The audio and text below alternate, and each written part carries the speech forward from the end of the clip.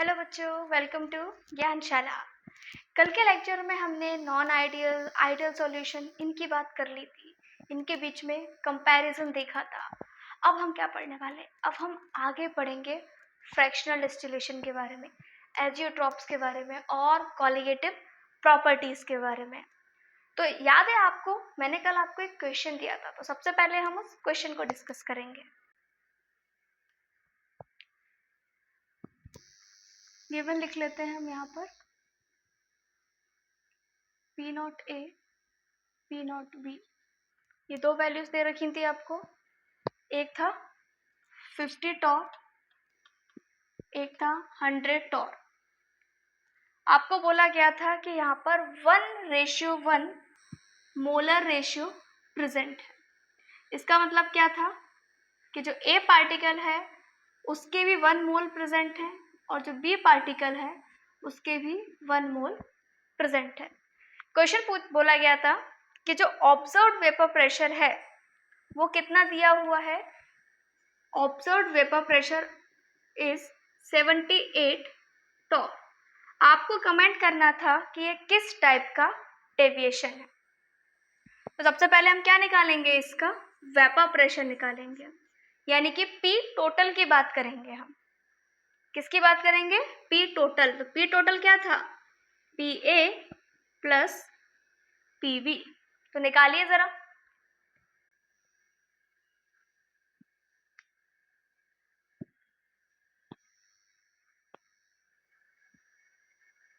कितना आया है?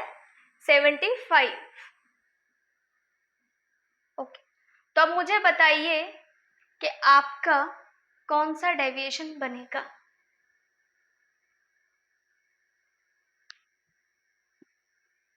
राउट्स लॉ के अकॉर्डिंग हमारा आंसर आया है 75। ऑब्जर्व्ड है हमारा 78। इसका मतलब कुछ ऐसी कंडीशन है, P observed is greater than P routes. इसका मतलब क्या है? जो डेविएशन है वो कैसा आएगा? पॉजिटिव डेविएशन आएगा। ठीक है, इसीलिए मैंने क्वेश्चन दिया था ताकि आप यहाँ पर आकर ना अटके। कल मैंने यही बात बोली थी ना, आंसर निकालने के बाद हम अटक जाते हैं कि डेविएशन कौन सा है। आपको बताना है which of the following shows the negative deviation. Chloroform plus acetic acid,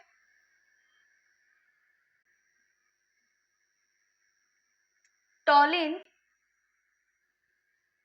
plus carbon tetrachloride and option acetone.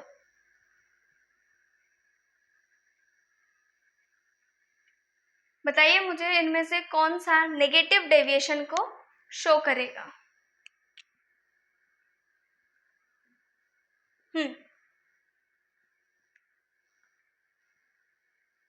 ये Cl3 है। Okay, chloroform.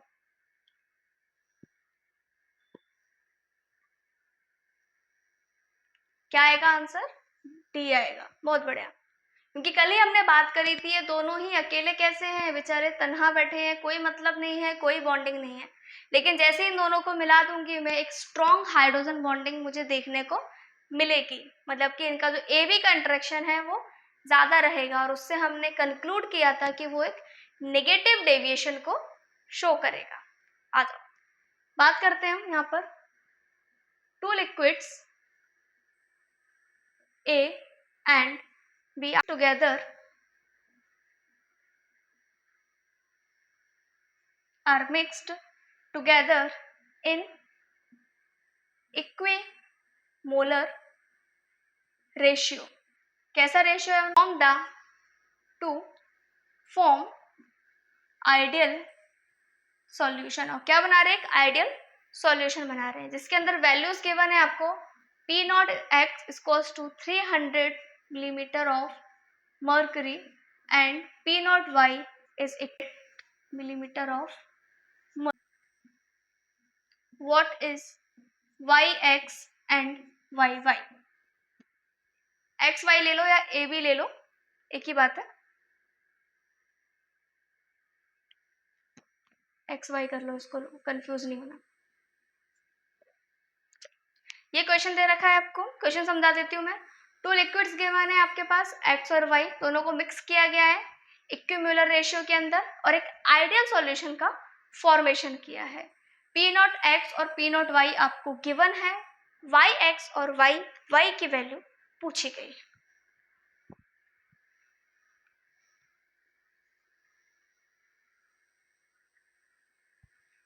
हाँ, आप बिल्कुल ले सकते हैं, 1:1 बिल्कुल ले सकते हैं, क्योंकि इक्विमोलर है, आप कितने भी मोल्स ले सकते हैं उसके, बस इक्वल रखना है हमें, और जो भी रखेंगे वो बाद में तो कैंसिल हो ही जाएंगे।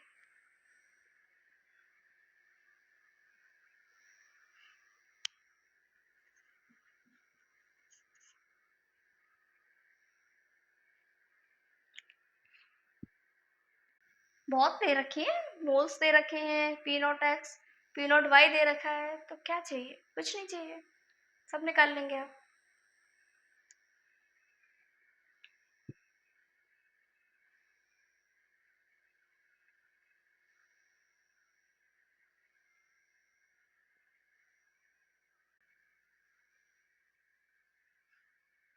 लिखिए, करिए, सॉल्व करिए, होगा, दिमाग सही लगा रहे हैं आप, हो जाएगा।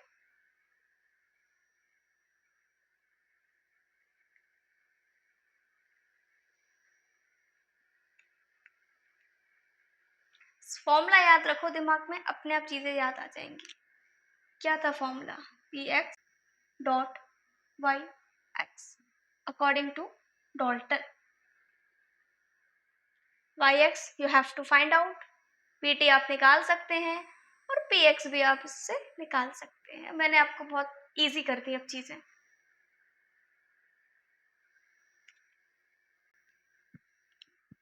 पीटी के लिए निकालना पड़ेगा ना, निकालिए।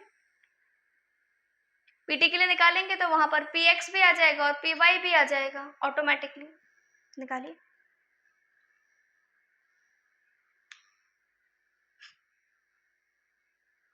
देखिए, ये आपका फॉर्मूला है अकॉर्डिंग टू डॉल्टन।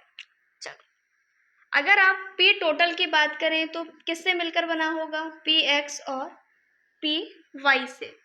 हमें पता है पी एक्स का मतलब क्या है, P not X dot X की बात करेंगे हम।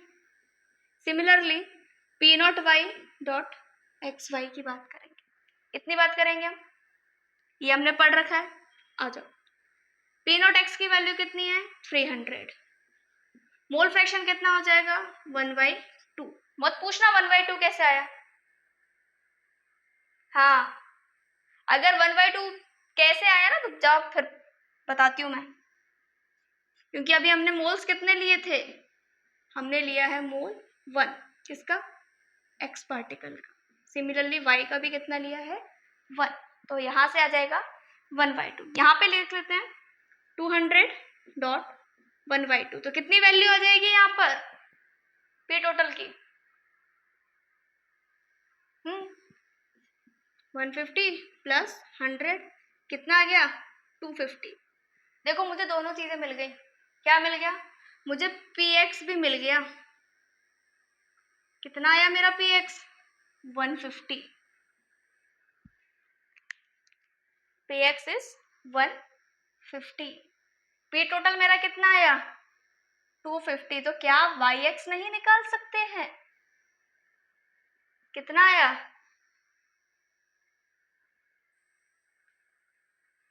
No no no no no no, ध्यान से, ध्यान से 100 मत लिख देना भाई,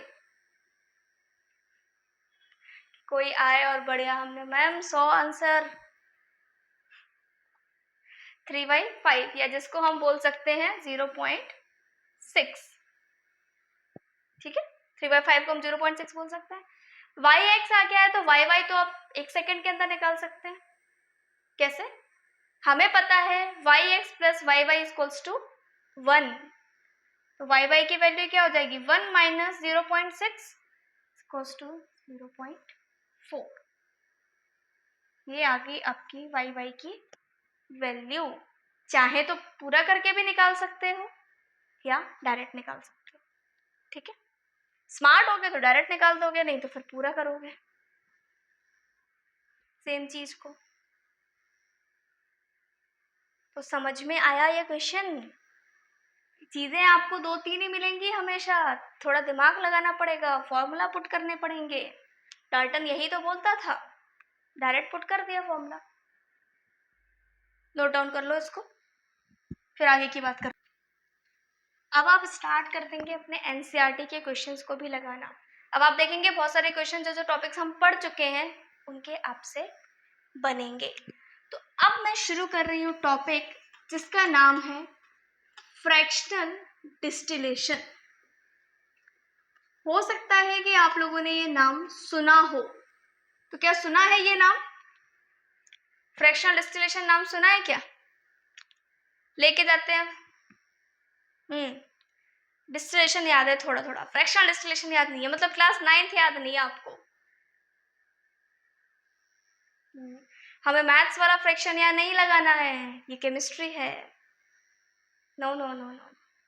देखो, आपको याद होगा 9th क्लास के अंदर हमने सेपरेशंस देखे थे। उस सेपरेशन के अंदर हमने डिस्टिलेशन, फ्रैक्शनल डिस्टिलेशन, दोनों के प्यारे प्यारे डायग्राम बने हुए थे, दोनों डायग्राम हमने देखे थे। अच्छा बताइए, तो फिर डिस्टिलेशन ही क्या होता है? डिस्टिलेशन की बात कर लेते हैं पहले हम। बताइए, आपने कहा कि आपने डिस्टिलेशन सुना है, डिस्टिलेशन याद आ रहा है थोड़ा थोड़ा, तो क्या था डिस्टिलेशन?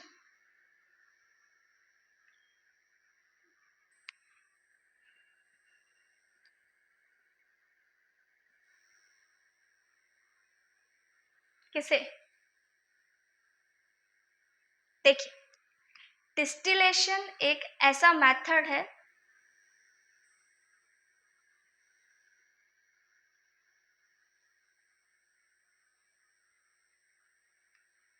किसको कर रहे हो बॉयल? यस, लिक्विड को।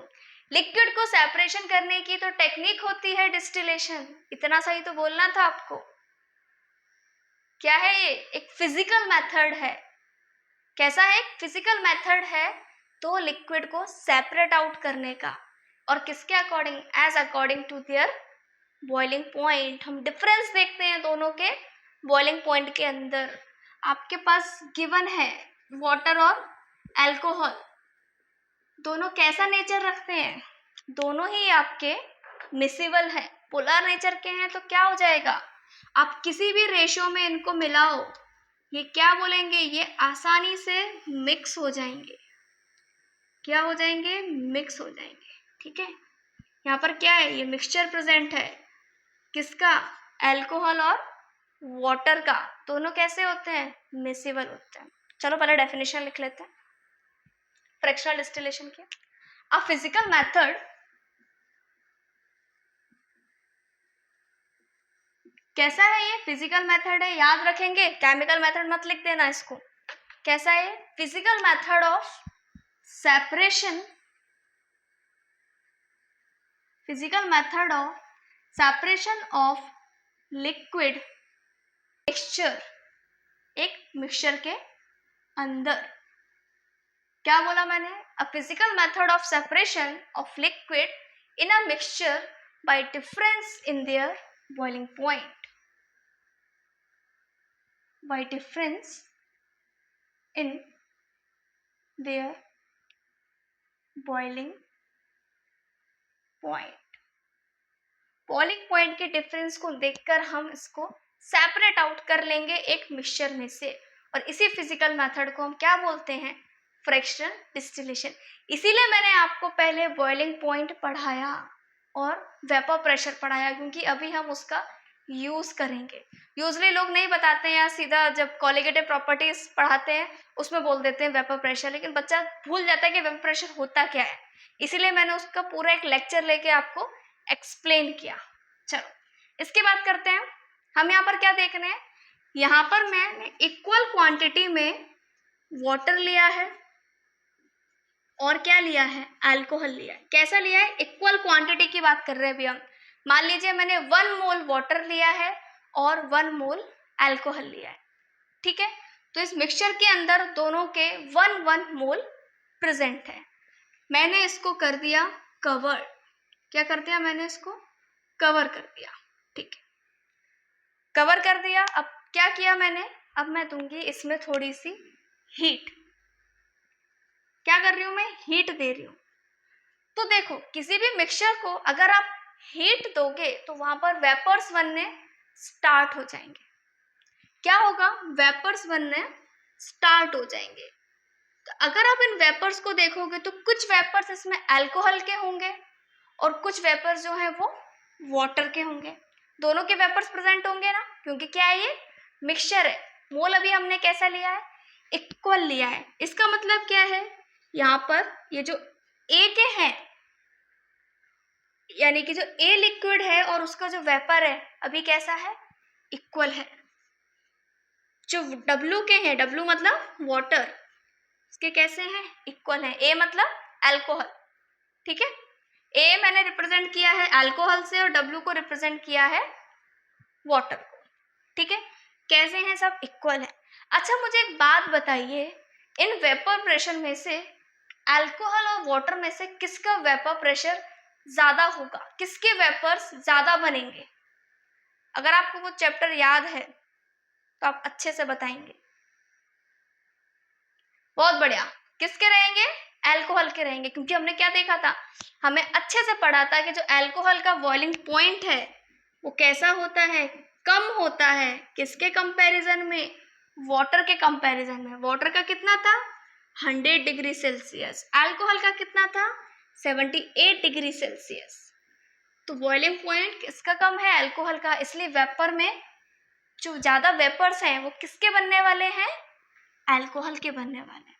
तो अभी मैंने कैसी कंडीशन ली है, इक्वल कंडीशन ली है। इतनी बात समझ में आई। अब मैं इसको करा दूंगी कंडेंस। तो मैंने एक दूसरा बीकर लिया, ये भी क्लोज्ड बीकर है। मैंने क्या किया, ये जो वेपर्स बनकर आ रहे थे, ये जो वेपर्स बनके आ रहे थे, मैंने उन सबको कंडेंस करवा दिया और इस बीकर में रख दिया, ठीक है। क्या किया मैंने, कंडेंस किया।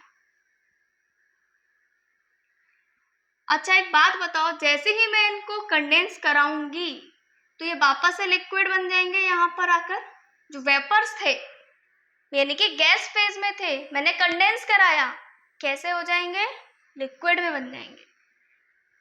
बन गया लिक्विड, ठीक। दोबारा हीट देते हैं, क्या करते हैं, दोबारा हीट देते हैं, दोबारा वेपर्स बनेंगे। इस बार किसके ज्यादा बनेंगे, अल्कोहल के, वाटर के? ऑब्वियसली अल्कोहल के ही ज्यादा बनेंगे। क्या मैम एक ही सवाल बार बार पूछ रही हूँ, फिर पूछना पड़ता है, क्या पता तुम्हारा मन बदल जाए, वाटर बता दो। नहीं ना, किसके बने, अल्कोहल के बने, ठीक। मैं क्या करूं, मैं दोबारा सेम प्रोसेस करूं, मैं दोबारा सेम प्रोसेस करूं। अभी भी हमारा जो एक्स ए है और वाई ए है वो बराबर है, एक्स डब्ल्यू और वाई डब्ल्यू दोनों ही कैसे हैं, इक्वल है। मैं सेम प्रोसेस दोबारा करती हूँ, आ जाओ, दोबारा कंडेंस कराती हूँ, दोबारा कंडेंस कराया, दोबारा ये लिक्विड में कन्वर्ट होगा, हाँ होगा। दोबारा हीट दूंगी तो दोबारा वेपर्स बनेंगे, हाँ बनेंगे। इस बार किसके ज्यादा है, अरे यार मैम एक ही सवाल, अल्कोहल के ज्यादा है। तो तुम्हें कुछ ऐसा दिखाई दे रहा है कि जो पानी है वो पीछे छूटता जा रहा है और अल्कोहल जो है वो आगे बढ़ता जा रहा है। मतलब जितने पार्टिकल्स इसके अंदर थे उससे ज्यादा यहाँ है अल्कोहल के और उससे ज्यादा यहाँ है अल्कोहल के। तो क्या मैं ऐसा कह सकती हूँ कि y of a is greater than y of w, यानी कि जो वेपर्स हैं अल्कोहल के वो वाटर से कैसे हैं, ज्यादा है। अब मैं दो चार बार और सेम प्रोसेस करती रहूं। एक टाइम ऐसा आएगा, मैंने स्टार्टिंग में क्या लिए थे, इक्वल मोल्स की बात करी थी, कोई भेदभाव नहीं रखा था, 50 इसके थे तो 50 अल्कोहल के थे। धीरे धीरे करके एक टाइम ऐसा आएगा, 5 to 6 टाइम जब आप करेंगे, ऐसी कंडीशन आपको मिलेगी जिसके अंदर 95% आपका होगा अल्कोहल और 5% प्रेजेंट होगा वाटर, ठीक है। एक कंडीशन ऐसी आएगी जिसके अंदर 95% अल्कोहल होगा और 5% क्या बचेगा, वाटर। अगर मैं दोबारा हीट दूं क्या वेपर्स बनेंगे, तो क्या इस बार अल्कोहल के ही ज्यादा रहेंगे? अब नहीं। एक टाइम पर आकर देखो, ये फिजिकल मेथड है, इसमें आप कोई भी चीज पूरी तरीके से खत्म नहीं कर सकते। ये इसका लास्ट पॉइंट है। ये क्या है? इसका लास्ट पॉइंट है। इससे ज्यादा प्योर अल्कोहल आपको नहीं मिल सकता। 95% से ज्यादा प्योर अल्कोहल आपको फिजिकल मेथड से नहीं मिल सकता। तो भाई क्या बोल रही हूं मैं? अब मैंने बोल दिया कि यार बस बहुत हुआ, इससे ज्यादा अब ये बात नहीं हो सकती। मतलब कि इस कंडीशन पे आकर ये बिहेव करने लगेगा एज अ प्योर लिक्विड। किसकी तरह बिहेव कर रहा है? ये प्योर लिक्विड। उसने बोला अब मैं प्योर हो चुका हूं, इससे ज्यादा मैं प्योर नहीं हो सकता। इसका मतलब अब उसका जो बॉइलिंग पॉइंट है वो एक कांस्टेंट हो जाएगा। अभी तक क्या हो रहा था? चेंज हो रहा था, क्योंकि मिक्सचर चेंज हो रहे थे। कहीं पे अल्कोहल हर कंडीशन में ज्यादा ही था, वाटर कम था, तो रेशियो चेंज हो रहा था। रेशियो चेंज होगा मतलब मिक्सचर चेंज होगा, मिक्सचर चेंज होगा मतलब बॉइलिंग पॉइंट भी टाइम टू टाइम चेंज होता रहेगा। जब वो प्योर लिक्विड आएगा, हमें पता है कि प्योर लिक्विड का बॉइलिंग पॉइंट फिक्स होता है, तभी तो हम इनका बॉइलिंग पॉइंट बताते हैं कि वाटर का बॉइलिंग पॉइंट 100 है, क्योंकि वो प्योर है। अब वो कंडीशन आ गई है जहां पर ये लिक्विड जो है वो प्योर फॉर्म में प्रेजेंट है, यानी कि उसका बॉइलिंग पॉइंट कांस्टेंट है, और उसी को हम बोलते हैं एजियोटॉप्स। क्या बोलते हैं? एजियोटॉप्स। आ गया आपका एजियोटॉप्स। शुरू कहां से किया था? फ्रैक्शनल डिस्टिलेशन से। पहुंच कहां गए? एजियोटॉप्स। तो एजियोटॉप क्या बोलता है? मैं ऐसा मिक्सचर हूं जो कि एक प्योर लिक्विड की तरह बिहेव करता हूं, और मेरा जो बॉइलिंग पॉइंट है वो कैसा रहता है? फिक्स रहता है। इतनी बात समझ में आई? ये जो मैंने इतनी पूरी रामायण बताई 5-5 बीकर बना के, ये समझ में आया कि कैसे डिस्टिलेशन काम करता है, कैसे वेपर्स बनते हैं। आपसे पूछ लिया जाएगा सवाल, नीट, मेडिकल, आईआईटी कैसे पूछ लेगा कि अच्छा बताइए आफ्टर सम टाइम्स, पूरा नहीं बोलेगा वो, आफ्टर सम टाइम्स कैसी कंडीशन आएगी। आपको बीच का स्टेज पता होना चाहिए। पूछेगा आफ्टर सम टाइम्स कैसी कंडीशन आएगी, किसके वेपर्स ज्यादा बनेंगे, पता होना चाहिए अल्कोहल के ज्यादा बनेंगे। रेशियो दे देगा 4-5 इसी तरीके से, किसी में वाटर के ज्यादा है, इक्वल है, कम है, वहां पर पता होना चाहिए कि हमारे जो अल्कोहल है उसके वेपर्स ज्यादा है। ठीक है, तो थ्योरेटिकल क्वेश्चन है, लेकिन वो दिमाग घुमा देगा अगर नहीं पता होगा, क्योंकि एक सामने कैसे लिए थे? इक्वल लिए थे स्टार्टिंग में। ठीक है, तो इसको बना लीजिए आप पहले।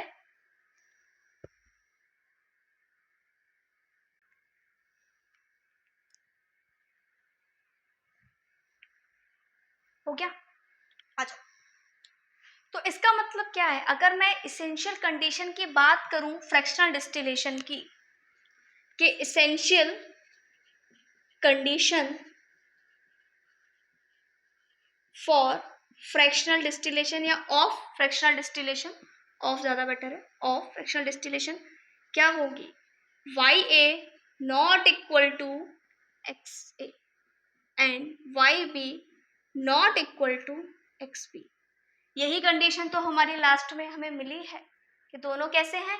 इक्वल नहीं है, और जब इक्वल नहीं होंगे तभी हमारा फ्रैक्शनल डिस्टिलेशन बनेगा। क्या होगा?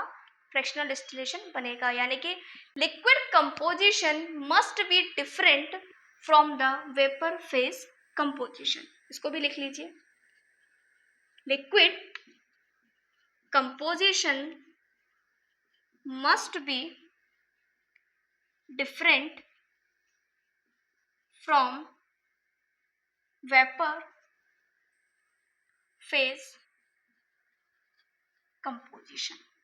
जो लिक्विड के कंपोजिशन थे ये एक्स वाले, according to Raoult's, is not to be equal with vapour, and this will according to Dalton. इतनी बात क्लियर हुई? कि मैम एक एग्जांपल और दे दो, थोड़ा और समझ में आ जाएगा। तो एक एग्जांपल और सुन लो। एग्जांपल है आपका water and nitric acid HNO3, इन दोनों का जब आप सेपरेशन करोगे तब वाटर आपका बचता है 32% एंड नाइट्रिक एसिड बचता है 68%। और इस कंडीशन पर आकर ये एक एजियोट्रॉप की तरह बिहेव करने लग जाता है, ये एक प्योर लिक्विड की तरह बिहेव करता है। तो जो ये प्रोसेस थी सेम इसके साथ भी यही प्रोसेस रहेगी, लेकिन लास्ट का जो कंपोजिशन है वो कितना बचेगा, वाटर का बचेगा 32%, नाइट्रिक एसिड का बचेगा 68%। पूछा क्या जाता है इनमें से, एग्जाम्पल्स पूछे जाते हैं, डेफिनेशन पूछ ली जाती है, ठीक है। पर ये आपको पता होना चाहिए कि एजियोट्रॉप बना कैसे, ठीक है। इसको और लिख लीजिए।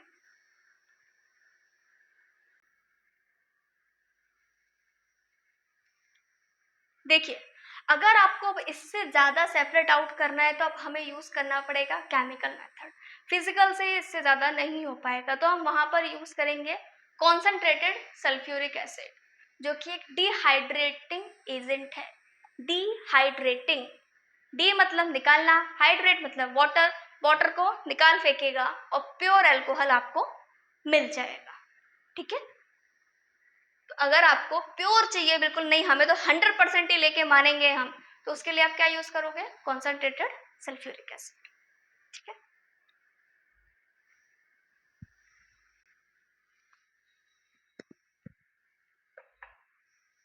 बात कर रहे हैं हम एजियोट्रॉप्स की, या एजियोट्रॉप्स को ही हम बोलते हैं एजियोट्रॉपिक मिक्सचर, ठीक है।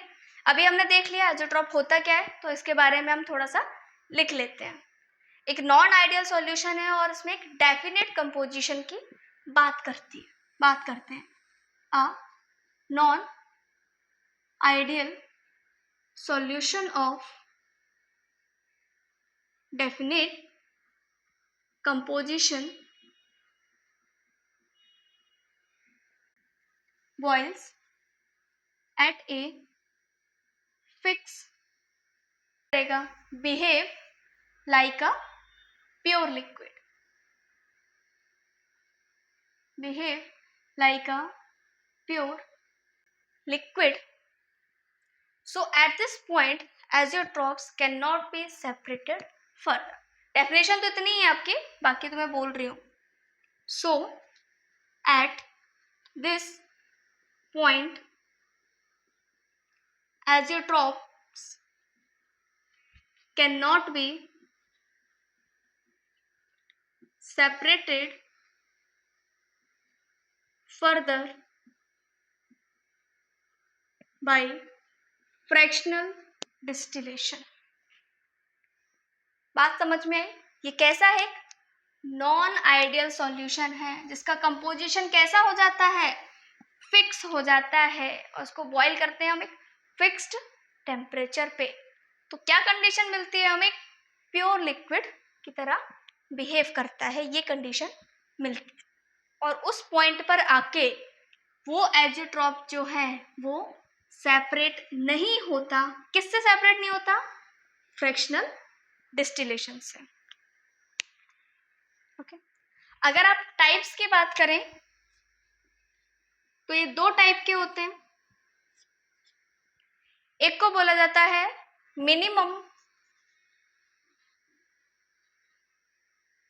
मिनिमम बॉइलिंग एजियोट्रॉप्स, दूसरे को हम बोलते हैं मैक्सिमम बॉइलिंग एजियोट्रॉप्स। कैसे होते हैं, दो की तरह बिहेव करते हैं। हमने पहले पढ़ा था आइडियल के अंदर पढ़ा था आइडियल, और फिर हमने पढ़ा था नॉन आइडियल के अंदर भी हमने दो पार्ट की बात करी थी, एक पॉजिटिव डेविएशन की, एक नेगेटिव डेविएशन की, ठीक है। उसी तरीके से नॉन आइडियल के अंदर ही हमने पढ़ा एजियोट्रॉप्स, वहां पर हम बात कर रहे हैं मिनिमम बॉइलिंग एजियोट्रॉप्स और मैक्सिमम बॉइलिंग एजियोट्रॉप्स। और ये जो आपका मिनिमम बॉइलिंग एजियोट्रॉप्स है ये आपका शो करेगा पॉजिटिव डेविएशन को, किसको शो करेगा, पॉजिटिव को, और मैक्सिमम वाला शो करता है नेगेटिव डेविएशन को। ठीक है, ये होता है अकॉर्डिंग टू पॉजिटिव डेविएशन। हाँ,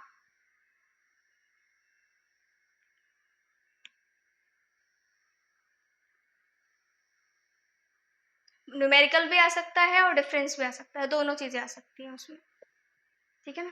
क्वेश्चन दे देगा और उसी तरीके से लास्ट में पूछ लेगा, तो वो क्वेश्चन भी सॉल्व करना होता है, उसका भी नंबर होते हैं, और लास्ट की वो जो लाइन होती है उसका भी नंबर होता है, ठीक है।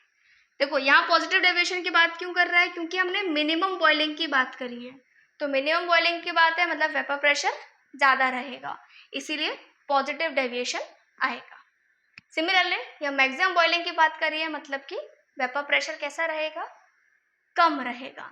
दोनों के एग्जांपल्स हमने पहले भी देखे हुए हैं, मैंने आपको पूरा आइडियल नॉन आइडियल के केस में ये सारी चीज़ें एग्जांपल्स के साथ लिखवाई हैं। ज़्यादा है तो क्या आ जाएगा इसके अंदर, वाटर और अल्कोहल, और यहाँ आ जाएगा water plus nitric acid. Okay, तो ये एक छोटा सा पार्ट था आपका एजियोट्रॉप्स का। एजियोट्रॉप्स बहुत ज़्यादा पूछा जाता है और इसके एग्जाम्पल्स सबसे ज़्यादा इंपॉर्टेंट होते हैं। ये एग्जाम्पल्स हैं, ये सबसे ज़्यादा पूछ लिए जाएंगे, और अभी मैं आपको ग्राफ भी बताऊंगी बात, ठीक है। अभी कुछ टाइम बाद मैं आपको ग्राफ भी बताऊंगी, बहुत सारे ग्राफ्स हैं तो उनको मैं एक साथ बताऊंगी ताकि आप उनको कंपेयर कर पाए। आज तो ये हमारा लिक्विड इन लिक्विड वाला जो पार्ट था वो यहाँ पर खत्म हुआ एजियोट्रॉप्स पे। अब हम स्टार्ट करेंगे सॉलिड इन लिक्विड, ठीक है। इसको लिख लिया आपने।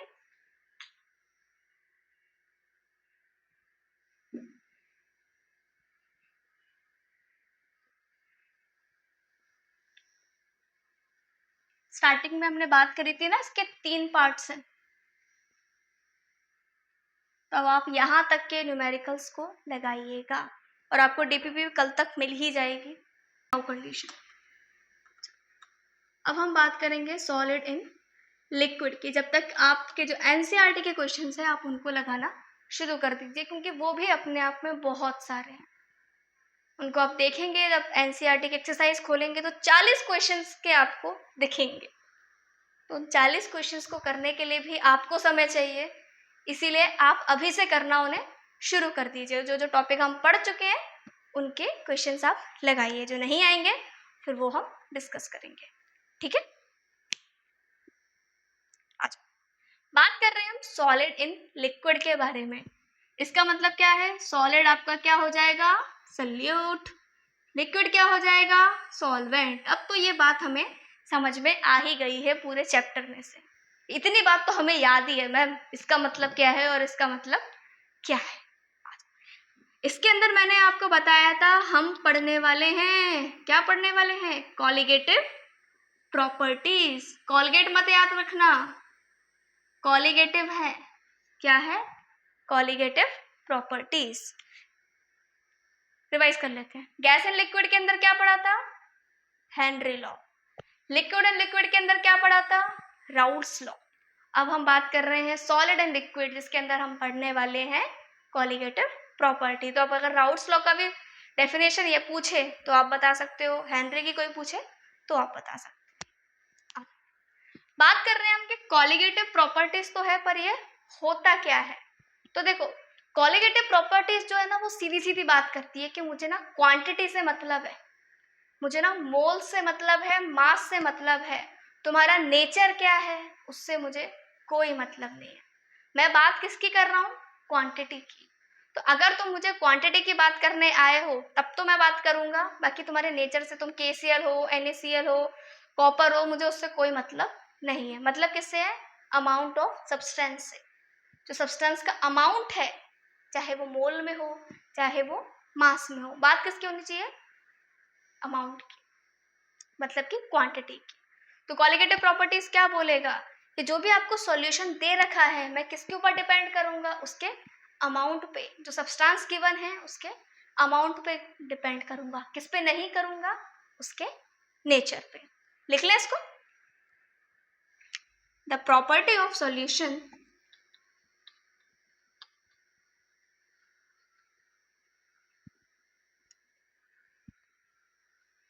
depends on amount of substance किस पे डिपेंड कर रही है? Amount of substance not on the nature of substance, not on the nature of substance is called colligative properties. मैं CP लिख देती हूँ शॉर्ट फॉर्म में, is called colligative properties. किसकी बात करें? किस पे डिपेंड करने वाला है? अमाउंट ऑफ सब्सटेंस पे. किस पे डिपेंड नहीं करेगा? नहीं करेगा भी इंपॉर्टेंट है, नेचर ऑफ सब्सटेंस पे. ठीक है बात? इसके अंदर हम पढ़ने वाले हैं 4 कॉलिगेटिव प्रॉपर्टीज. कितनी? 4. कितनी कॉलिगेटिव प्रॉपर्टीज हैं? 4 हैं. क्या क्या नाम है इनका? आ जाओ नाम की बात करते हैं. तो जो फर्स्ट है आपकी, उसका नाम है रिलेटिव. रिलेटिव मत याद कर लेना. रिलेटिव किसका? Relative. Relative lowering of vapour pressure. देखा आ गया अपना वेपर प्रेशर. अब तुम्हें अच्छे से पता है कि वेपर प्रेशर क्या ही कर लेगा. अब तो बस फॉर्मूला याद रखना है बस. क्या बोल रहे हैं? Relative lowering of vapour pressure. दूसरा है आपका ऑस्मोटिक प्रेशर. ये बहुत इंपॉर्टेंट है क्योंकि ये थोड़ा सा डिफरेंट है तो पूछ लिया जाता है. इंपॉर्टेंट तो चारों ही हैं पर चारों में से थोड़ा सा ज्यादा. थर्ड है आपका एलिवेशन इन बॉइलिंग पॉइंट. किसकी बात कर रहे हैं हम? Elevation in boiling point. और लास्ट आएगा आपका डिप्रेशन इन फ्रीजिंग पॉइंट.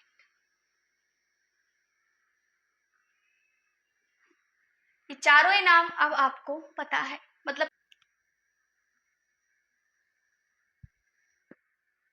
देखिए हम क्या बोल रहे हैं? हम बोल रहे हैं relative lowering of vapour pressure. इसका मतलब इसके अंदर हम 2 चीजें पढ़ेंगे. एक है आपका सॉलिड, दूसरा है लिक्विड. एक बात बताइए, क्या सॉलिड को वेपर होते हुए वेपर प्रेशर के बारे में पढ़ते हैं हम सॉलिड के केस में? नहीं. क्यों? क्योंकि एक नॉन वॉलेटाइल है. इसको हम किसकी कैटेगरी में डालते हैं? Non volatile. अब ये मत पूछना वॉलेटाइल क्या होता है, पढ़ाया मैंने. लेकिन लिक्विड का नेचर कैसा होता है? वॉलेटाइल का. इसका मतलब जहां जहां ये सॉलिड आएगा उसको हम बोलेंगे टाटा बाय बाय. ठीक है? जहां पे भी ये सॉलिड का केस आएगा उसको हम कंसिडर करेंगे एज अ नॉन वॉलेटाइल और उसका वेपर प्रेशर काउंट नहीं होता है. ठीक है? आ जाओ. मैंने आपको एक और चीज बताई थी. मैंने बोला था कि ये मेरे पास एक लिक्विड है, मान लीजिए वाटर है. सॉलिड एंड लिक्विड के एग्जांपल तो याद है ना? Sugar solution, salt solution, glucose का सॉल्यूशन. ये सारे के सारे कैसे हमारे? Solid and liquid. ये लिक्विड था, आराम से रह रहा था 100 डिग्री सेल्सियस पर, बॉईल हो रहा था, वेपर प्रेशर भी इसका बढ़िया चल रहा था. ऐड हो गया सॉल्ट. मतलब कि क्या ऐड हो गया? सॉलिड ऐड हो गया. या क्या बोलें, कोई दूसरी चीज ऐड हो गई, इम्प्योरिटीज ऐड हो गई. तो क्या होगा? इसका वेपर प्रेशर कैसा हो जाएगा? कम या ज्यादा? डिक्रीज हो जाएगा. बहुत बढ़िया. क्योंकि आपको याद है मेरा वो वाला लेक्चर, हमने बताया था कि जैसे ही कोई दूसरा पार्टिकल उसके अंदर आएगा वो उसकी जगह रोक लेगा. ऐसे कैसे जा रहे हो, मेरे को भी जगह दो. क्योंकि वो क्या हो गया, वो जैसे ही इसमें ऐड होगा वो एक सॉल्यूशन बना रहा था. सॉल्यूशन जैसे ही बनाएंगे, जब पार्टिकल्स निकलने की बारी आएगी तो कुछ सॉल्ट के भी प्रेजेंट होंगे और कुछ वाटर के भी प्रेजेंट होंगे. वाटर वाले तो बेचारे जाना चाह रहे हैं, लेकिन ये सॉल्ट वाले कहीं नहीं जाएंगे और जगह भी घेर के रखी है. मतलब एक एक्सकेपिंग टेंडेंसी जैसा चीज हमें दिख रही है. इसीलिए जो हमारा वेपर प्रेशर था वो डिक्रीज हो रहा था. तो जरा लिख लेते हैं. इसका मतलब क्या हो रहा है? वेपर प्रेशर डिक्रीज हो रहा है. इसी को तो बोलते हैं lowering of vapour pressure. When a non-volatile solute, when a non-volatile solute is added in the, किसमें ऐड कर रहे हैं हम, इन द सॉल्वेंट, और यहाँ पे सॉल्वेंट हमारा क्या है, water. When a non-volatile solute is added in the solvent, the vapor pressure of the solution decreases. क्या हो जाएगा, डिक्रीज हो जाएगा, और इसी को बोला जाता है relative lowering of vapor pressure.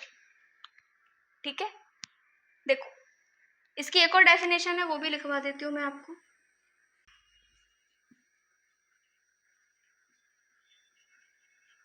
is added some space, क्या कर रहा है स्पेस को, hence escaping tendency of the solvent decreases. जो भी डेफिनेशन आपको अच्छी लगे आप याद कर सकते हो. तो क्या होगा, and thus the vapor pressure decreases.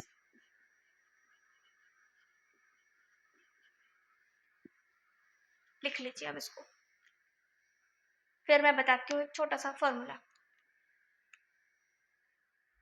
इसको हटा दूं,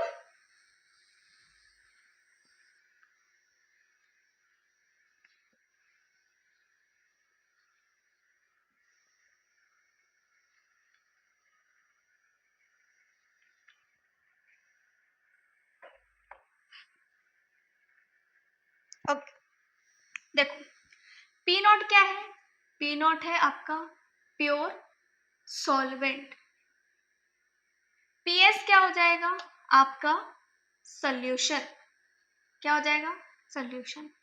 तो एक बात बताओ मुझे, पी नॉट बड़ा होगा कि पीएस बड़ा होगा, मतलब किसमें अमाउंट ज्यादा होगा, प्योर सॉल्वेंट में या सॉल्यूशन में, वेपर प्रेशर का, वेपर प्रेशर का ऑब्वियसली प्योर में ज्यादा होगा. P not is greater than P S, क्योंकि इसके अंदर तो सॉल्यूट के भी पार्टिकल्स प्रेजेंट है, तो वेपर प्रेशर डिक्रीज हो जाएगा. ठीक है ना, तो किसका ज्यादा होगा, प्योर सॉल्वेंट का ज्यादा है.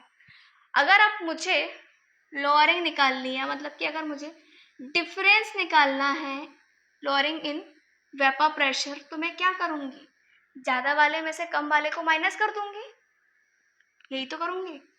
P not minus P S. मुझे क्या निकालना था, लोअरिंग इन वेपर प्रेशर, मुझे कमी निकालनी थी कि कितना कम हो रहा है, तो मैंने निकाल दिया. पूछा क्या गया है, रिलेटिव लोअरिंग. बात किसकी कर रहे हैं, कॉलिगेटिव प्रॉपर्टीज क्या है, relative lowering in vapour pressure. कि आपको कमी तो निकालनी है, लेकिन किसके रिस्पेक्ट में निकालनी है, आपको जो प्योर है उसके रिस्पेक्ट में निकालनी है. किसके रिस्पेक्ट में निकालनी है, इस प्योर वाला जो आपका सॉल्वेंट है उसके रिस्पेक्ट में निकालनी है. हम जब भी रिलेटिव की बात करते हैं तो हम किसी को रिस्पेक्ट में लेकर बात करते हैं कि इसके कंपैरिजन में, इसके रिस्पेक्ट में. इतनी बात क्लियर हुई. अगर मैं सॉल्यूशन की बात करूं तो ये क्या होगा, P of solute plus P of solution, oh P of solvent, ये दोनों मिलकर ही तो सॉल्यूशन बना होगा. तो अभी मैंने कुछ बताया था कि सॉल्यूट है तो बाय बोल देंगे इसको हम, ये कैसा हो जाएगा, जीरो हो जाएगा. P सॉल्वेंट है, मतलब कि P नॉट ऑफ सॉल्वेंट और मोल फ्रैक्शन ऑफ सॉल्वेंट. याद है ना राउट्स लॉ, P के कंपैरिजन में हम क्या निकालते थे, ये निकालते थे. क्या आया, यहाँ मेरा क्या है, PS. तो मैं इसको ऐसे लिख दूं, PS upon P not is equals to X of solvent. कर दूं, अच्छा मैं इसको 1 से माइनस कर दूं दोनों तरफ, तो कुछ बिगड़ेगा क्या, नहीं बिगड़ेगा. तो चलो करते हैं.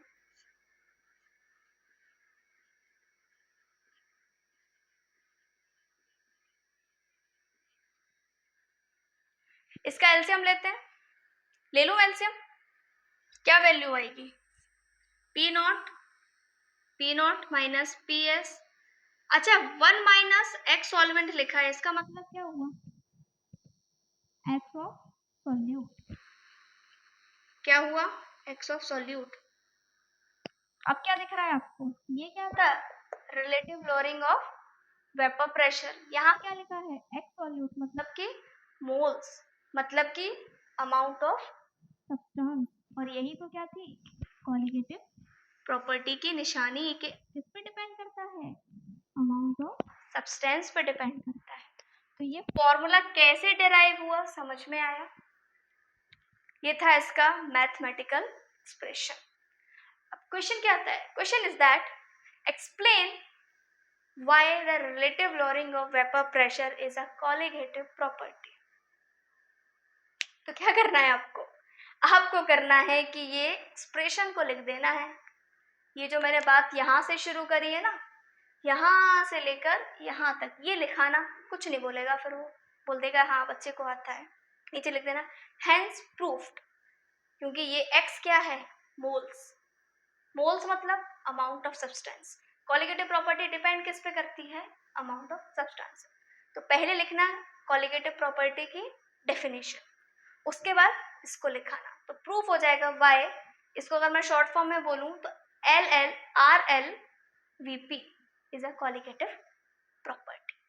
पहला पॉइंट क्लियर हुआ, नींद उड़ी, welcome to physical chemistry, welcome to physical chemistry. यहाँ पे बात बात में डेरिवेशंस आएंगे, छोटे छोटे डेरिवेशंस आएंगे, भर भर के न्यूमेरिकल्स आएंगे। तो यहाँ तक कोई दिक्कत है तो बताइए। चलो आगे कब तुम्हें कल पढ़ाऊंगी, फिर मैं, अभी तुम कंफ्यूज हो जाओगे। इसमें एक छोटी सी चीज़ और रह गई है, वो कल पढ़ाऊंगी। तो इतना नोट डाउन हो गया ये, ओके, फिर कल मिलते हैं।